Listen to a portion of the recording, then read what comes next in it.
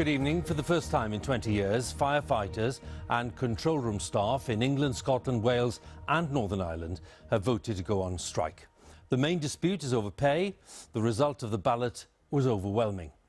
The Fire Brigades Union said that while the mandate they have is very clear, they would not be announcing any dates for strike action until they'd held talks with fire service employers in all parts of the UK. And it is the latest in a series of pay disputes in the public sector. This Wednesday, hundreds of thousands of teachers, railway workers and civil servants will be among those withdrawing their labour in the biggest wave of strike action seen in years. Our employment correspondent Zoe Conway has more details. A Victorian church destroyed by fire last Friday, despite the best efforts of the London Fire Brigade. In just over 3 weeks' time, this service, along with fire brigades across the UK, are set to go on strike.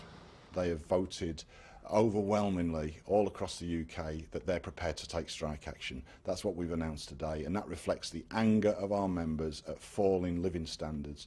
12 years of attacks on their pay from their employers and central government at a time when their service has also been cut to pieces with station closures, fire engines axed and record numbers of job losses.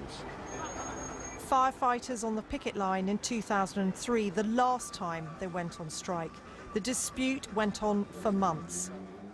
Firefighters' salaries range from £24,000 for a trainee firefighter to just under £46,000 for a station manager. The Fire Brigades Union says that pay has fallen by 12% since 2010 because it has failed to keep up with rising prices.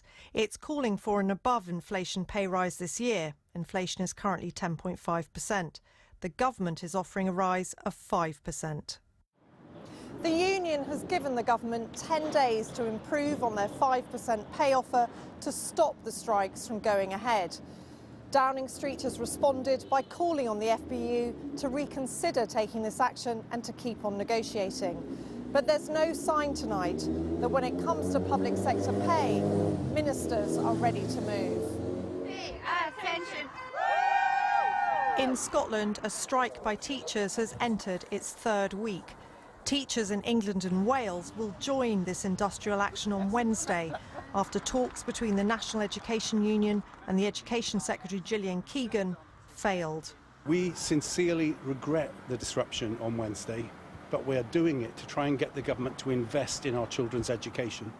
What is the novel saying about... More than 100,000 teachers are expected to walk out over 7 days in February and March. It's really disappointing, it really is. It's so disruptive, it's not a last resort. They have chosen to have this strike, obviously in conjunction with many others, but it isn't a last resort and we are still in discussions, and I'm always in those discussions in good faith.